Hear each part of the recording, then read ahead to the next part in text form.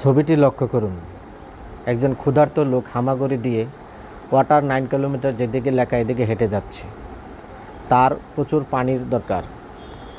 অন্যদিকে লেখা H2O 50 metre. 9 kilometre মানে হচ্ছে 9000 মিটার। এখানে দুইটি ঘটনা ঘটতে পারে। একটি হয়তো ওয়াটার পানি, এটা সে জানে, কিন্তু H2O মানেও যে পানি এটা সে জানে না। অথবা 9 কিলোমিটার সমান যে 9000 মিটার, 50 মিটার খুব কাছে, এটাও হয়তো সে জানে না।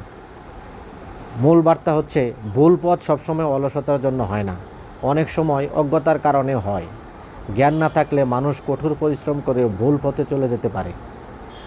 নলেজ সবসময় দিক নির্দেশনা দেয়, আর সেই দিকটাই ঠিক করে দেয় আপনি কোথায় যাবেন, কত দূর যাবেন। সুতরাং নলেজ ইজ পাওয়ার। যত বেশি শিখবেন তত বেশি আপনি নিজের জীবনের সঠিক দিক নির্ধারণ করতে পারবেন।